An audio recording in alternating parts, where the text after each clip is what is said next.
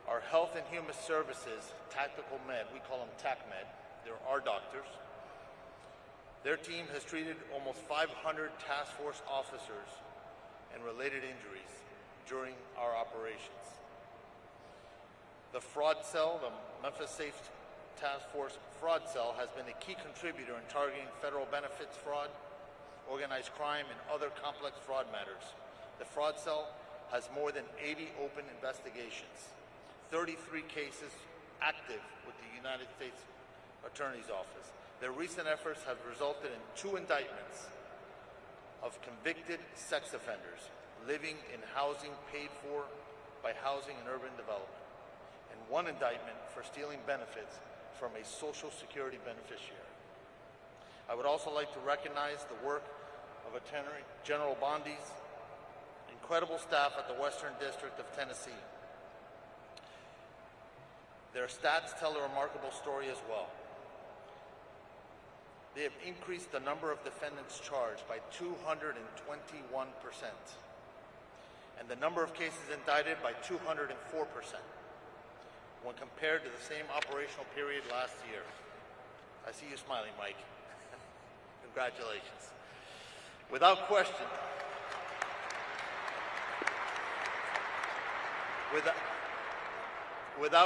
the public safety outlook in Memphis has improved dramatically. In the past 6 months, collectively, our efforts have resulted in a 43% reduction in total serious crimes, 37% reduction in murder, 40% reduction in sexual assault, 56% reduction in robbery, 68% reduction in motor vehicle thefts, and the most impressive of all is a 65% increase in the solvability of the crimes that have been committed. These numbers are so impressive that it's often easy to just recite them without reflecting on significant positive impact that we have had on lives of Memphis residents. The city's residents and visitors are now more likely to venture downtown, and our local businesses are rallying back. Large-scale public events have shown improved safety outcomes, as demonstrated during the December 6, 2025 St. Jude Marathon, where 22,000 runners gathered without a single reported downtown burglary, compared to multiple incidents in the prior year. Perhaps the most telling of all is one of our Special Assistant United States Attorneys recently reported that a traveling emergency room doctor expressed his appreciation for all that the task force had done. You see, he said that in years past he would see 3 to 5 gunshot victims per shift, and now he sees an average of 1 gunshot victim every 3 or 4 shifts. Mr. President, the Memphis Safe Task Force underscores one simple truth: when federal, state, and local agencies work together as genuine partners, we can reclaim even the most troubled cities. I am extremely grateful to you for the opportunity. To all our partner agencies, it has been an honor to work alongside you, and I look forward to sustaining and building on these partnerships as we continue to make Memphis safe again. Thank you. Thank you, Getty, very much. And Pam, I think, thank you. What a great job. And I think, I see them sitting out there, your U.S. Attorney and your Assistant U.S. Attorney. You do a great job. Would you please stand up? Michael Please. Donovan. Michael Donovan, Thank you, Michael. Thank you both. Great job. Thank you. Pam Bondi, please. Thank you, President Trump. Some people choose to tolerate crime, but you chose law and order. And that's why this task force worked. It was all of us, as Gaddy said, working hand in hand with my FBI, DEA, U.S. Marshals, ATF, with Cash, with Terry, with Rob, with Gaddy. Not only that, with Pete, with Department of War, with Homeland Security, with all of my agencies, working hand in hand with the National Guard. When you went out there, when we came to Memphis, you could not tell who was with what agency, because everyone was working so well together. Our U.S. Attorney, Mike Donovan, was out there. And not only this, everyone needs to know, we met with this president multiple times about this endeavor. The president knew what was going on here. The president cared. People like Alice Johnson sitting in the front row, who is a Memphis resident, she told us what a horrible crime problem there was. And I think the unsung hero in all of this is Stephen Miller. Stephen is the architect of making all of these plans work. Stephen, thank you. Thank you. And just two very brief examples. There was a horrible murderer, Arsenio Davis, who last October committed a gruesome double homicide. He killed his mother and dismembered another person. And based on this task force working hand in hand, he's off the street. Another example, a horrible monster who's charged with raping a small child. This task force, all of these members working together, arrested him. We can give you countless examples of that. Over 770 gang members off the streets. And we know there's no normal day for a law enforcement officer.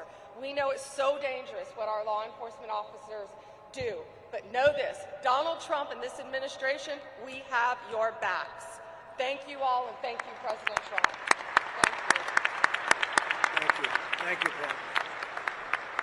And Pete Hegseth, who has been unbelievable at what he's doing, is nobody better. That was a wise choice. Pete, go ahead. Well, thank you, Mr. President. Thank you for your historic leadership on Operation Epic Fury. The success you've laid out was only possible because of the military you rebuilt, as well as the historic success here in Memphis. And I want to start by thanking every patriot in this room, in law enforcement, and the nearly 1,500 National Guard members for your heroic efforts in this operation.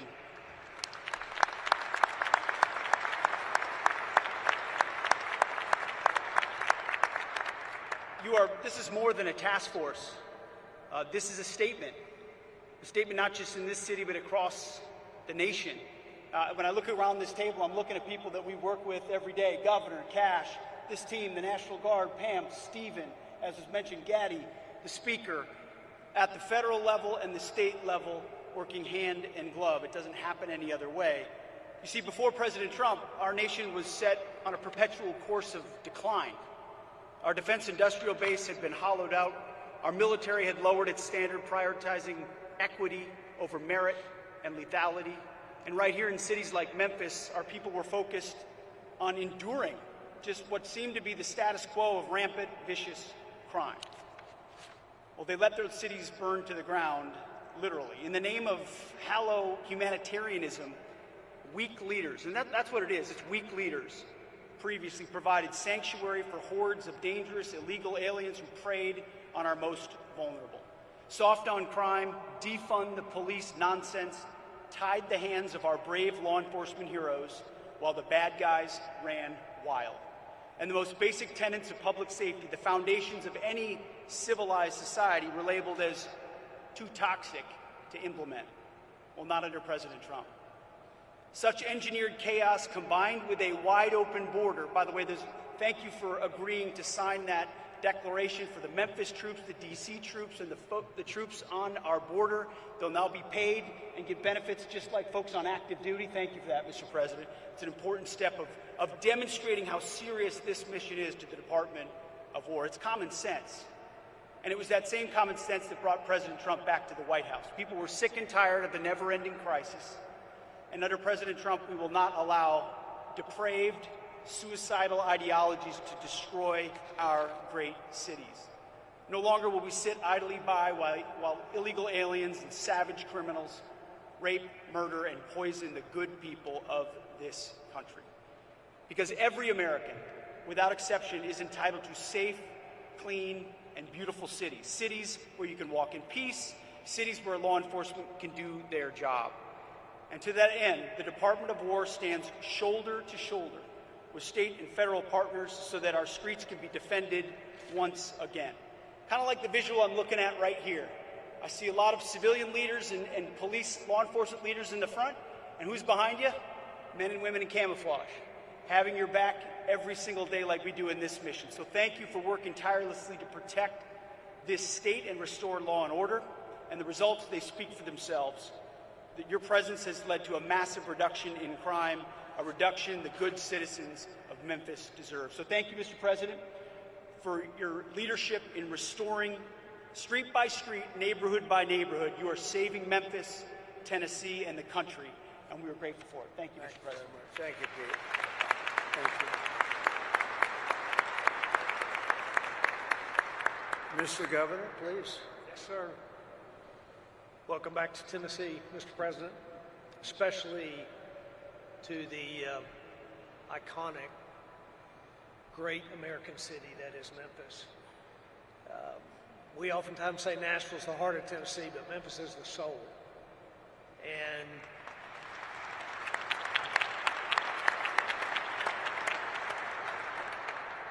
great businesses here, remarkable people, a true, rich cultural history, but a serious problem.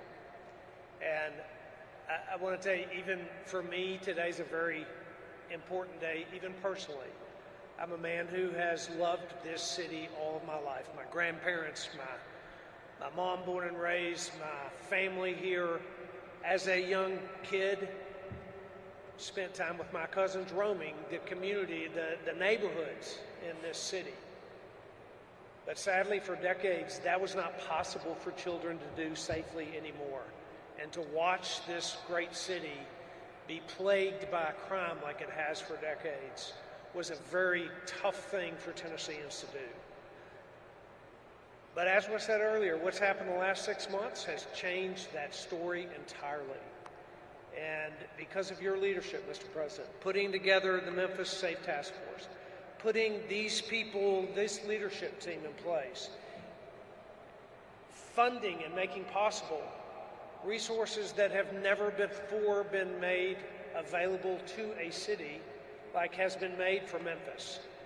Because of that, because of the leadership here, and these, especially these men and women of law enforcement and the National Guard, who have, in fact, gone shoulder to shoulder with not only the multiple agencies involved, but with the people of Memphis. What has happened here has created generational change and will create generational change, and it could not have happened except for what's happening and what we're celebrating here today. So the people of Memphis are grateful. This governor is grateful. I thank you for the work that's happened. And we are looking to the future. We believe that great things lie ahead for this city. There's a lot of work yet to be done. The General Assembly, and we are working together with the General Assembly to create legislation that will make certain that this is a lasting effect for our city. I'm very hopeful for the men and women of Memphis that have prayed for a long time that the violence would stop, for the businesses that have held strong to create jobs and opportunity for Tennesseans. I have a lot of hope for the future. I do believe and have believed all my life that this is a great city, and now it is on a trajectory of greatness beyond where it's been in the past. Thank you for that. And I will say, I want to introduce Stephen Miller to speak next. There is one person who showed up here early, actually multiple people at this table, but he said his commitment to whatever we needed for this city and for this task force to be successful. He committed that when this began, and it has happened. And we're not done, but the statistics speak for themselves. What Gaddy just read out a while ago is hard to imagine when we first started this just 6 months ago that these were going to be the results. There's more to go, but we're grateful for the work. And Stephen, your commitment to us, Tennesseans, truly are grateful for it. And your commitment to President Trump's strategy, not just to make Memphis safe, not just to make Tennessee safe, but to make all of America safe again. So thank you, sir. Thank you, Stephen? Thank you. Well, first and most importantly, thank you to President Trump, whose vision and courage and determination has achieved something that if you had predicted it 15 months ago, people would have said it was impossible. If you had said 15 months ago that we would achieve the lowest national murder rate, not in 5 years, or 10 years, or 15, or 20, or 30, or 40, but in 125 years, nobody would have believed it possible. And President Trump did exactly that, and it is a miracle.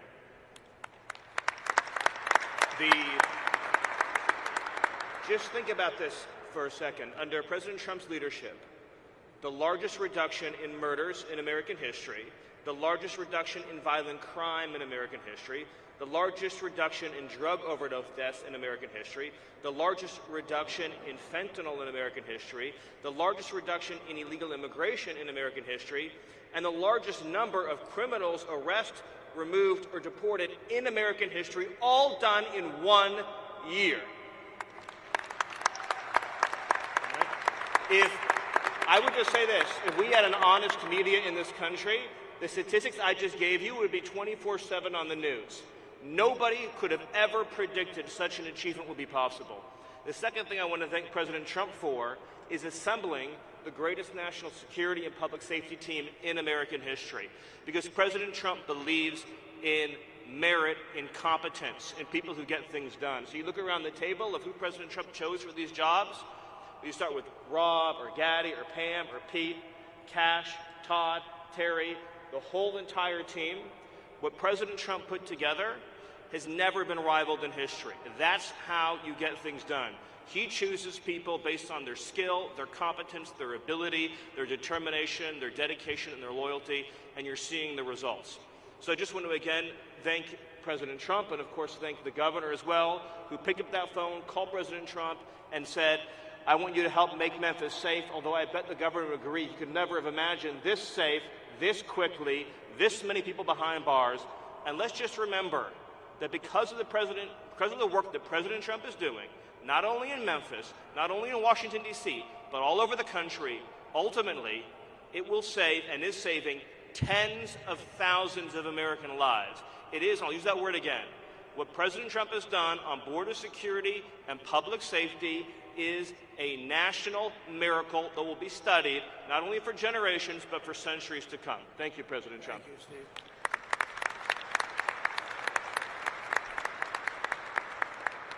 So, Cash, see if you can top that. I don't know. That's a tough one, Cash. That is tough. You know, Mr. President, as I look around this venue, I see, and I'm reminded again, why we have the greatest warriors on God's green earth, the men and women serving in uniform, the men and women serving and wearing the badge, and law enforcement, our police, our sheriffs around the state of Tennessee. I'm reminded that Americans exist to protect this country day in and day out, and they've done it like we've done it here. But what we didn't have was you. We didn't have a commander-in-chief who backed the blue, who resourced the blue, who funded the military, who did whatever it takes to safeguard every single life. And here in Memphis, Tennessee, you have put on a show for the world. You have allowed us to go out there and capture gangbangers, rapists, murderers, drug dealers at record historic levels. And for me, a first-generation Indian American kid whose parents fled a genocide in East Africa to become the 9th director of the FBI, I'm living the wildest dream you could possibly imagine, sir. But it's thanks to you. But more importantly, what I see when I look out across our great partners here in the interagency, and our great legislators, and our great prosecutors, and our great attorney general who has the guts to go out there and make arrests, turn them into prosecutions, and put people in prison, you are giving that dream to every single child in the state of Tennessee. You are inspiring the nation and law enforcement to come up and wear the badge and wear the colors of this country and safeguard our men and women for generations to come. This is an enduring mission, Mr. President, because you have made it enduring. It is going to go on for generations to come. They are going to try to achieve what you accomplished here, what Stephen said, in just one short year, and they're going to be doing it for decades because America was smart enough to elect you as our commander-in-chief. So while we're out there fighting for the dreams of our children, just know, Mr. President, how many millions of dreams like mine are going to be lived thanks to your brilliant leadership. Mr. President, thanks for delivering America the safest country on God's green earth. Thank you very much, Jay. Pretty good. He did pretty good. Thank you very much. Mr. Speaker, please. It's great to be here with you today. And obviously we're in the hottest country, in the hottest state, and now the hottest city, thanks to you. So we appreciate your leadership in that endeavor. Also, it takes strong leadership, Mr. President, to do what you do. We thank you for that and have a strong team as well. But I'd like to say that I appreciate how resolute you are in your belief and your attitude. And I think that's a testament to making America first. Also, I want to thank you for delivering freedom. When we talk about crime, a lot of times we talk about normalcy. But people get used to high crime. They don't understand what low crime is. And in this city, unfortunately, it became a normal thing, seeing high crime. But you deliver freedom to the residents here in Memphis, as well as Governor Lee did. And it's as little as watching a kid or a child who said they had a bicycle in their living room, and now they're able to ride it outside. We take that for granted. We take that freedom for granted, but because of you, now here in the city of Memphis, kids can ride their bicycle outside, which they never had experienced before. And now what has happened, when you have freedom, Mr. President, you have opportunity. You now have hope, you get independence, and then comes prosperity. And that's what making America great is all about. They can be anything they want to be. It doesn't matter where you start out. You can end up wherever you want to be, and that's exactly what you're doing, Mr. President. And then we can talk about crime statistics, but I want to thank you for saving hundreds of lives. And I mean by saving hundreds of lives is those individuals who were not shot and killed in the city of Memphis. Those are saved lives that have something else that God's going to give them to do in their life other than be a crime statistic. In your short period with your team's approach, there are 10,000 less victims in the city of Memphis. Think about that. Hundreds of lives saved, 10,000 less victims.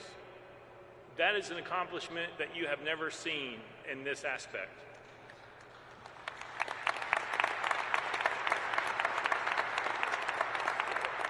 And I appreciate your strong team, all your individuals here, also a brilliant mind, and Stephen Miller, who I've been able to work with. And we are working, as you said, on legislation, not only illegal immigration that we're going to lead the country in, which is working its way through the General Assembly, but we're going to Soros-proof the state of Tennessee once and for all. And we're going to take on bail, we're going to take on woke and soft on crime DAs. We've already done truth in sentencing. We're working on three-strike legislation. But we have a strong General Assembly that will support the governor and me and Lieutenant Governor McNally, who's a great advocate in this endeavor. And the last thing I'll say, Mr. President, is I appreciate your resolve to not allow people's words to distract you from your destiny. Stephen Miller just laid out what that destiny looked like, which is untouched in our history. Thank you for being resolute and not allowing those who want to take you down or to cause you harm to allow you to continue fighting forward to make the America what we know it can be, as well as the city of Memphis. Thank you very much, Mr. President. Thank you very much.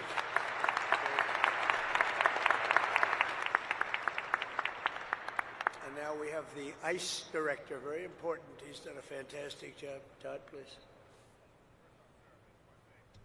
Law enforcement officer, thank you for letting us do our job again.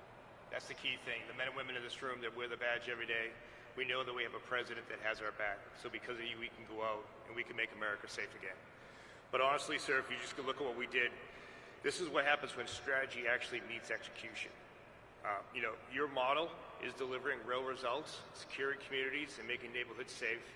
And if more cities would just take the lead and have the strength and constitution like the governor does to make their major cities safe again, this is a prime example of how to do it.